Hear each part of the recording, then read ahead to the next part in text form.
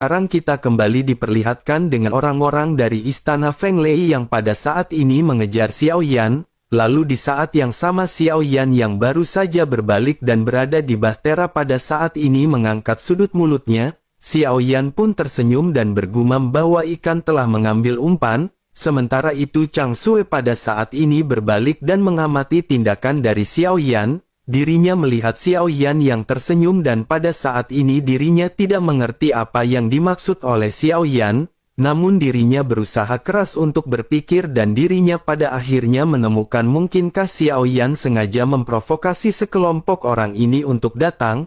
Chang Sue pada akhirnya segera bergumam dengan suara yang rendah bahwa orang ini benar-benar sulit untuk diprediksi, terutama mengenai kekuatannya yang benar-benar tidak bisa diketahui oleh mereka. Sementara itu di sisi lain kelompok dari Wei Qing pada saat ini pada akhirnya dengan cepat menyusul Xiao Yan, mereka semua memancarkan niat membunuh dan pada saat mereka mendekat Kuling pun mengedipkan matanya ketika melihat kelompok orang yang berhenti.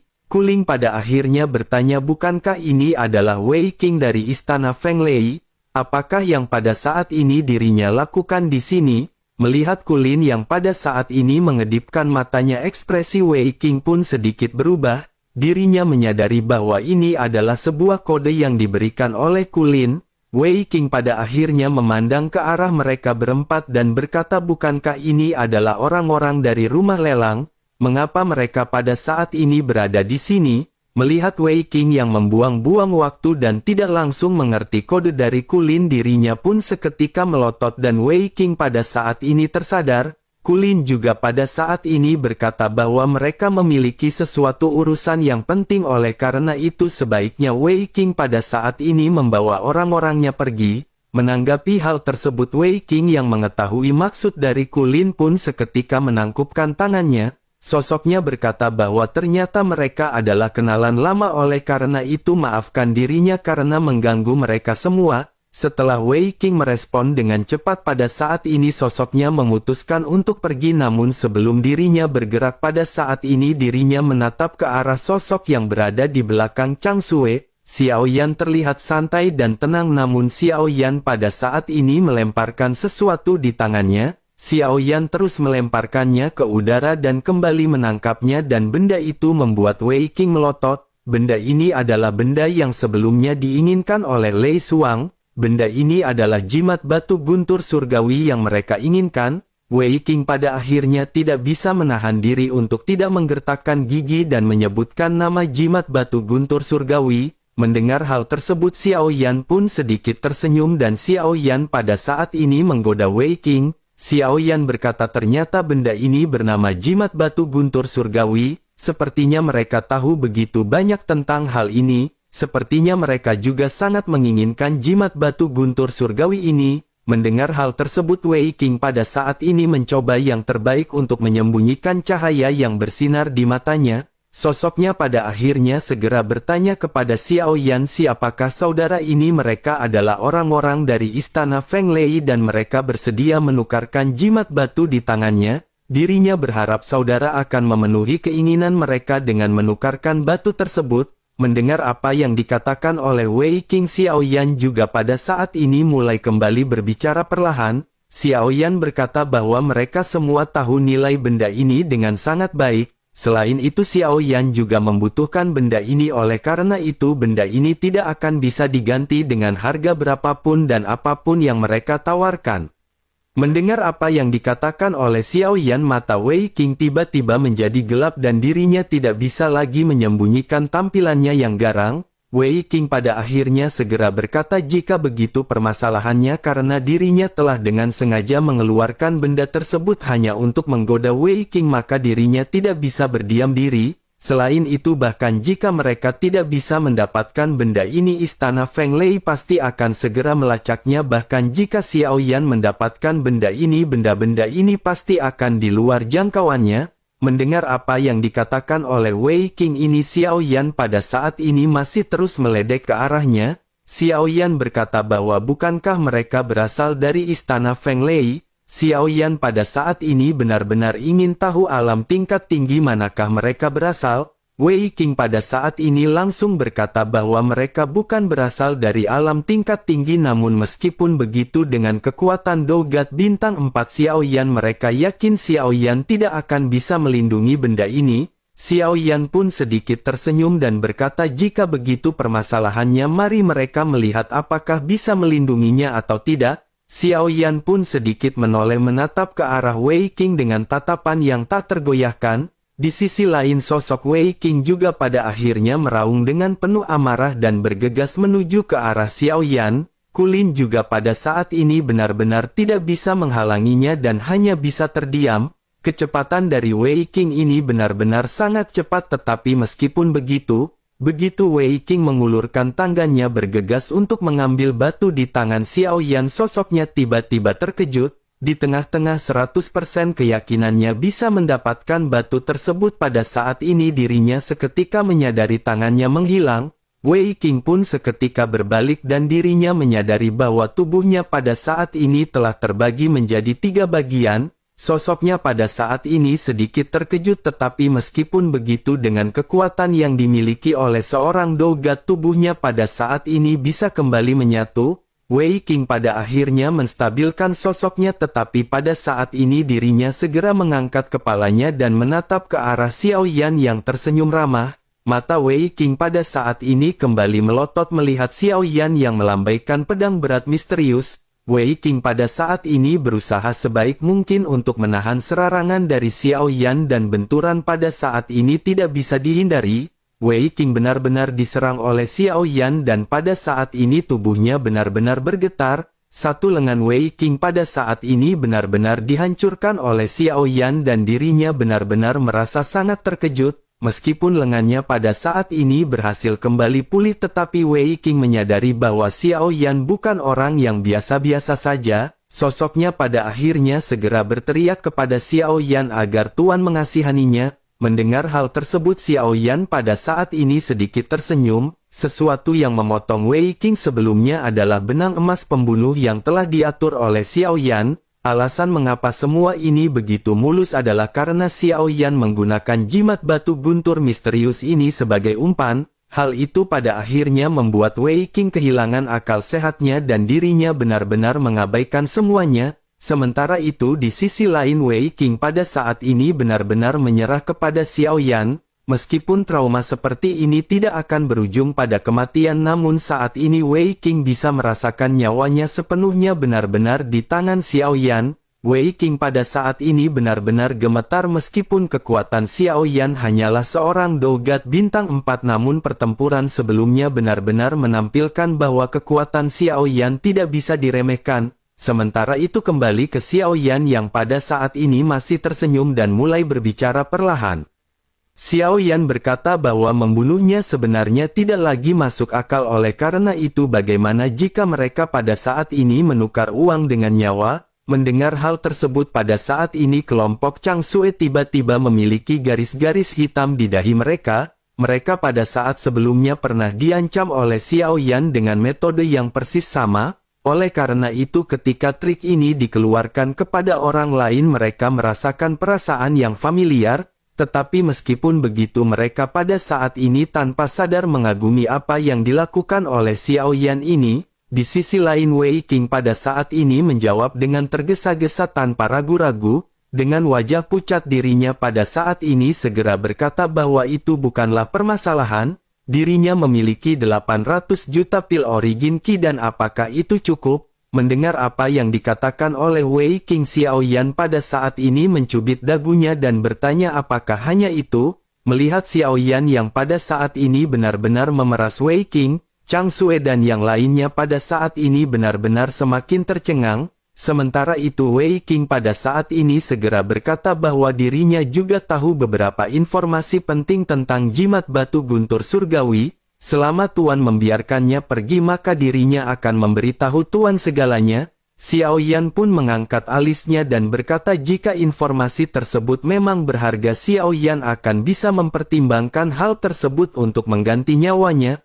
Wei Qing pun menghela nafas dan pada saat ini segera berkata bahwa dirinya ingin tahu apakah Tuan tahu tentang guntur surgawi penghancur kehampaan. Xiao Yan pun menggelengkan kepalanya mendengar apa yang baru saja ditanyakan oleh Wei Qing. Sementara itu Wei Qing lanjut menjelaskan kepada Xiao Yan. Wei Qing berkata, maka jika begitu permasalahannya Tuan mungkin tidak tahu bahwa ada 9 guntur di 3000 alam ini. Hal-hal ini juga dikenal sebagai jantung guntur. Mereka adalah sumber kekuatan guntur dan guntur surgawi penghancur kehampaan ini adalah salah satunya. Melihat Wei Qing yang mengungkapkan semua informasi tanpa menutup-nutupinya, Xiao Yan pun menganggukkan kepalanya. Namun meskipun begitu Xiao Yan pada saat ini masih tidak tahu apa gunanya jimat batu tersebut. Xiao Yan pun lanjut bertanya, jika begitu permasalahannya apa gunanya jimat batu tersebut? Wei Qing pun menghela nafas dan menjawab bahwa jimat batu ini juga merupakan petunjuk yang telah mereka cari dengan susah payah. Namun meskipun begitu sesungguhnya jimat batu ini juga tidak hanya ada satu tetapi ada lebih dari 1000 buah.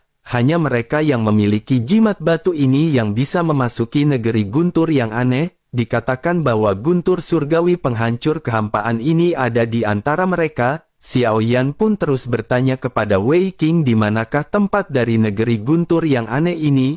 Wei Qing pun lanjut menjelaskan bahwa itu berada di laut barat kehampaan. Letaknya berada di daratan di ujung paling utara di laut barat ketiadaan. Xiao Yan pun sedikit terkejut ketika mendengar apa yang baru saja dikatakan oleh Wei Qing. Lautan ketiadaan ini terbagi menjadi 4 teritori, di antaranya ada ketiadaan utara, ketiadaan selatan, ketiadaan laut barat dan ketiadaan laut timur. Yang paling makmur tentu saja adalah kehampaan timur di mana banyak alam tingkat atas di sana. Sementara itu kehampaan utara diwakili oleh dunia bawah. Di sisi lain kehampaan selatan dan kehampaan laut barat masing-masing berada di posisi tengah. Itu merupakan pertemuan alam dan merupakan alam tingkat rendah. Namun meskipun begitu jika mereka menghitung waktu mundur untuk waktu yang tidak diketahui, kedua tempat ini akan mewakili lautan kehampaan terkuat yang pernah ada. Selain itu berbicara tentang kehampaan di laut barat, Xiao Yan pada saat ini segera teringat kampung halamannya. Xiao Yan teringat benua Doudi dan Douqi, keduanya sama-sama berada di kehampaan laut barat dan Xiao Yan berpikir bahwa setelah ribuan tahun berlalu selama periode waktu ini sepertinya semuanya benar-benar telah berubah. Hal tersebut termasuk dengan kelahiran, usia tua, penyakit dan kematian. Xiao Yan juga tahu bahwa ayahnya mungkin pada saat ini telah tiada, tetapi meskipun begitu hal ini adalah sesuatu yang tidak dapat diubah oleh siapapun.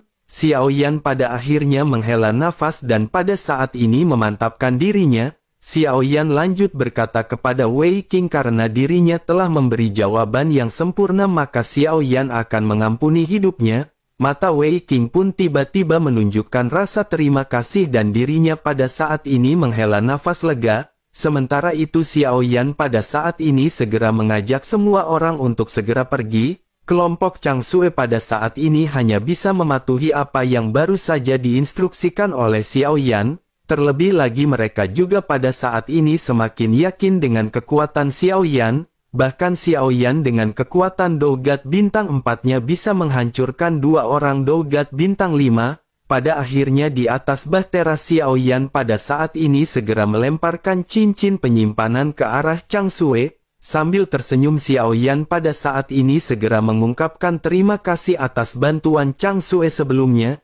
Ini adalah 1 miliar pil origin Qi dengan tambahan 100 juta. Tambahan tersebut bisa dianggap sebagai bunga atas pinjaman. Mendengar hal tersebut Chang Sue pada saat ini merasa sangat senang tetapi dirinya juga dipenuhi dengan keterkejutan. Sementara itu tiba-tiba pada saat ini Kulin dan yang lainnya memandang ke arah Xiao Yan dengan penuh harap. Xiao Yan telah mendapatkan 700 juta dan 800 juta. Jika ditotalkan semuanya memiliki total 1,5 miliar. 1,1 miliar telah diberikan kepada Chang Sue dan dapat dikatakan Xiao Yan pada saat ini masih memiliki 400 juta. Sementara itu di sisi lain Xiao Yan pada saat ini segera berkata bahwa masih terlalu dini bagi mereka untuk sampai ke tempat rahasia 10.000 iblis. Oleh karena itu Xiao Yan akan mengasingkan diri selama beberapa tahun. Jika mereka memerlukan sesuatu maka mereka bisa menghubungi Xiao Yan. Kulin dan yang lainnya pada saat ini melongok menatap ke arah Xiao Yan yang sama sekali tidak ingat akan sesuatu. Xiao Yan bahkan tidak menyebutkan hutangnya kepada mereka bertiga sejumlah 100 juta pil masing-masing. Mereka pada saat ini berpikir bahwa Chang Sue sesungguhnya tidak terlalu membutuhkan pil origin Qi, tidak seperti mereka. Bagaimanapun Chang Su merupakan orang kaya, sementara itu mereka benar-benar membutuhkan banyak usaha untuk bisa mengumpulkan 100 juta. Ketiganya pada akhirnya dipenuhi dengan kesedihan dan tampak benar-benar hampir menangis. Pada akhirnya Xiao Yan segera berbicara perlahan kepada mereka bertiga. Xiao Yan berkata agar mereka bertiga jangan khawatir, setelah menyempurnakan beberapa ramuan, Xiao Yan seharusnya bisa bayar origin milik mereka. Membicarakan mengenai hal tersebut, ketiganya pada saat ini tiba-tiba memiliki mata yang berbinar. Mereka pun buru-buru menangkupkan tangannya ke arah Xiao Yan yang pada saat ini meninggalkan mereka. Sementara itu di sisi lain Xiao Yan pada saat ini sedang duduk bersila di tempat tidur. Xiao Yan sebenarnya tidak pergi untuk memurnikan ramuan. Xiao Yan pada saat ini membenamkan dirinya di dalam pelatihan. Xiao Yan pada saat ini mengeluarkan bunga energi dari api putih yang telah Xiao Yan peroleh sebelumnya.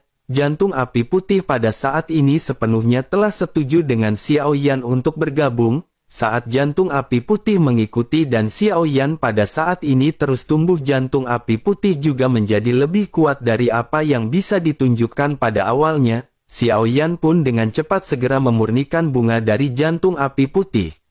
Xiao Yan juga pada saat ini bergumam bahwa efek penggunaan dari Yao Beng seharusnya telah lebih baik, namun Xiao Yan selalu merasa bahwa kemampuan dari jantung api putih ini bisa lebih tinggi daripada ini. Xiao Yan juga ingat bahwa ada total 7 leluhur di alam Dewa Api dan masih ada 3 leluhur yang belum Xiao Yan temui dan masih belum memberikan Xiao Yan pelajaran. Xiao Yan pada akhirnya memutuskan untuk kembali memasuki alam Dewa Api. Xiao Yan pada saat ini merasa bahwa Xiao Yan sepertinya telah memenuhi syarat untuk memasuki alam Dewa Api. Pada akhirnya Xiao Yan pun segera sampai dan pada saat ini Xiao Yan melihat ada 7 aula yang tergantung di atas awan berapi. Ini adalah alam Dewa Api yang pernah Xiao Yan masuki dan pada saat yang bersamaan pada saat ini ada beberapa leluhur dari generasi jantung api di hadapan Xiao Yan. Xiao Yan pada saat ini segera menangkupkan tinjunya kepada semua leluhur yang ada. Xiao Yan berkata bahwa dirinya kembali berkunjung menemui leluhur. Mendengar hal tersebut leluhur generasi ke-6 perlahan berbicara bahwa kecepatan kultivasi Xiao Yan sangat cepat.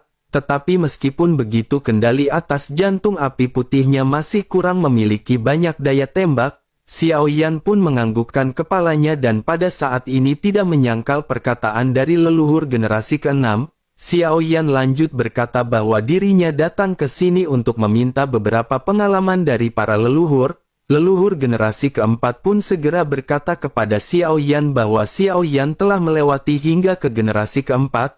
Oleh karena itu pada saat ini masih ada 3 leluhur yang harus Xiao Yan lewati. Xiao Yan pun menganggukkan kepalanya dan pada saat ini sedikit tersenyum ke arah leluhur generasi ketiga. Leluhur generasi ketiga pun segera berkata bahwa Xiao Yan memerlukan pelatihan yang kuat. Xiao Yan pun menunjukkan tekad di matanya dan berkata bahwa Xiao Yan berharap leluhur tidak menunjukkan belas kasih. Pada akhirnya mereka pun segera pergi ke aula ketiga dan Xiao Yan pada saat ini bersiap. Jantung api putih pada saat ini segera terbang keluar dari tubuh Xiao Yan. Jantung api putih sekarang berubah menjadi bentuk manusia dan berdiri di samping leluhur generasi ketiga. Leluhur generasi ketiga pada saat ini segera berkata bahwa jika Xiao Yan ingin mengendalikan jantung api putih sepenuhnya, Xiao Yan pada saat ini harus melawannya. Hanya dengan begitulah maka hal tersebut akan membuat Xiao Yan lebih sadar. Xiao Yan pun sedikit menganggukkan kepalanya dan pada saat ini meskipun jantung api putih berpisah dengan Xiao Yan masih memiliki kemampuan untuk menggunakan Yao Beng. Sementara itu leluhur generasi ketiga pada saat ini kembali memperingatkan Xiao Yan. Sosoknya berkata bahwa selanjutnya Xiao Yan harus menggunakan kemampuan jantung api putih itu sendiri untuk menghadapi jantung api putih. Xiao Yan benar-benar harus memperhatikan dengan hati-hati dan melihat bagaimana cara jantung api putih melakukan tekniknya, sehingga dengan begitu maka Xiao Yan juga akan bisa melihat apakah kekurangan Xiao Yan. Xiao Yan kembali mengangguk sementara leluhur generasi ketiga pada saat ini memberikan instruksi kepada jantung api putih atau Bai Yan. Bai Yan yang senang bertempur pada saat ini menjadi semakin bersemangat. Sosoknya pada akhirnya segera berkata bahwa tidak banyak kesempatan untuk memukul jantung api putih, oleh karena itu Xiao Yan pada saat ini harus memanfaatkannya. Melihat jantung api putih yang pada saat ini tersenyum meledek, Xiao Yan pun seketika bersiap. Sementara itu pada saat ini Bai Yan segera bergegas melesat menuju ke arah Xiao Yan. Pada saat yang bersamaan leluhur generasi ketiga juga pada saat ini seketika melesat ke arah Xiao Yan. Xiao Yan pun seketika terkejut dan tanpa sadar bertanya, bukankah ini adalah tantangan 1 lawan 1?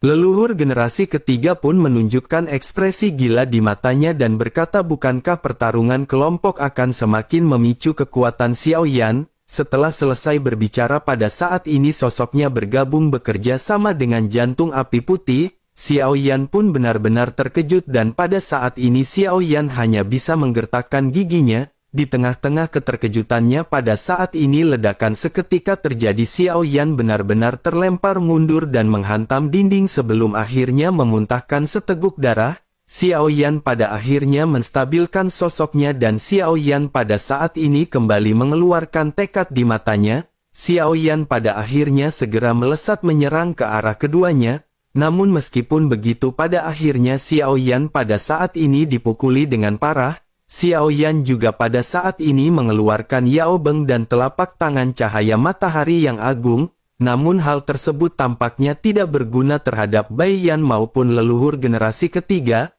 Bagaimanapun Bai Yan adalah jantung api itu sendiri, sementara itu leluhur generasi ketiga tentu saja pernah menguasai jantung api putih. Xiao Yan pada saat ini sedikit terkejut sebelum akhirnya Xiao Yan segera terkena serangan Yao Beng dari leluhur generasi ketiga. Xiao Yan pada saat ini merasakan bahwa jiwa dan tubuhnya benar-benar telah terpisah. Xiao Yan juga seketika merasakan apa yang dirasakan oleh musuh-musuh Xiao Yan ketika Xiao Yan melakukan teknik tersebut. Perasaan tercekik dan kehilangan kendali tubuh ini hanya berlangsung selama beberapa detik, tetapi dalam beberapa detik ini juga Xiao Yan benar-benar telah dipukuli hingga sangat parah. Xiao Yan pada akhirnya kembali memuntahkan seteguk besar darah dan kembali menghantam dinding. Meskipun ini adalah tubuh spiritual tetapi Xiao Yan masih bisa merasakan rasa sakit. Sementara itu melihat Xiao Yan yang pada saat ini benar-benar masih belum bisa melawan leluhur generasi ketiga pun segera berkata sepertinya mereka harus beristirahat untuk sementara waktu. Xiao Yan pun hanya bisa menghela nafas dan pada saat ini Xiao Yan segera duduk bersila. Bagaimanapun tubuh Xiao Yan pada saat ini hanyalah kondensasi dari kekuatan spiritual. Oleh karena itu sesungguhnya Xiao Yan pada saat ini tidak memerlukan waktu untuk pemulihan diri. Namun meskipun begitu Xiao Yan pada saat ini memejamkan mata. Xiao Yan memikirkan mengapa kekuatan Yao Beng miliknya begitu lemah, namun setelah beberapa saat Xiao Yan masih belum menemukan solusinya. Pada akhirnya waktu istirahat pun berakhir dan pertempuran pada saat ini kembali dimulai. Xiao Yan pada saat ini masih tidak memiliki kekuatan untuk melawan. Xiao Yan hanya bisa berpikir bahwa dirinya pada saat ini harus memperhatikan leluhur generasi ketiga dan jantung api putih. Xiao Yan pada akhirnya mengamati dengan cermat penggunaan dari Yao Beng ini. Pada akhirnya setelah beberapa saat Xiao Yan pun memahami bahwa untuk melakukan Yao Beng dengan sempurna, pengaturan waktu benar-benar sangat penting diikuti dengan posisi yang akurat, maka sepertinya kekuatan dari Yao Beng benar-benar akan segera bisa dioptimalkan. Xiao Yan pada akhirnya mengangguk dan merasa bahwa Xiao Yan pada saat ini benar-benar telah mengerti. Melihat hal tersebut leluhur generasi ketiga pada saat ini menggelengkan kepalanya dan mulai berbicara. Sosoknya berkata sepertinya Xiao Yan berpikir bahwa Xiao Yan mengerti, tetapi sebenarnya Xiao Yan masih belum menyadari arti sebenarnya dari kekuatan tersebut. Kekuatan sebenarnya dari jantung api putih ini adalah terletak pada pelepasan. Xiao Yan pun merenung sejenak mendengar apa yang dikatakan oleh leluhur generasi ketiga dan sedikit bingung. Sementara itu leluhur generasi tiga pada saat ini memandang ke arah Bai Yan dan berkata bahwa mereka harus membiarkan Xiao Yan melihat apakah itu Yao Beng. Jantung api putih pun pada saat ini menganggukkan kepalanya dan segera menuangkan kekuatannya ke tubuh dari leluhur generasi ketiga. Mata leluhur generasi ketiga pada akhirnya tiba-tiba terbuka. Matanya dipenuhi dengan cahaya dan pada saat ini seluruh ruang diliputi cahaya yang menyilaukan. Untuk sesaat seluruh aula pada saat ini benar-benar dipenuhi oleh api putih. Xiao Yan pada saat ini menyadari bahwa ini sepertinya adalah kekuatan asli dari jantung api putih. Ini sama sekali berbeda dengan Yao Beng yang dikeluarkan oleh Xiao Yan sebelumnya. Tampaknya ini adalah pelepasan yang disebutkan sebelumnya oleh leluhur generasi ketiga. Xiao Yan pada saat ini masih dapat melihat ke sekeliling tetapi jiwa dan raganya tidak bisa bergerak. Xiao Yan tidak mengalami kebutaan sama sekali tetapi Xiao Yan benar-benar tidak bisa bergerak dan tubuhnya di luar kendali. Xiao Yan juga pada saat ini bisa melihat leluhur dari generasi ketiga melayangkan kakinya untuk menendang ke arah Xiao Yan. Namun pada saat yang bersamaan Xiao Yan pada saat ini seolah-olah telah mendapatkan sebuah pencerahan.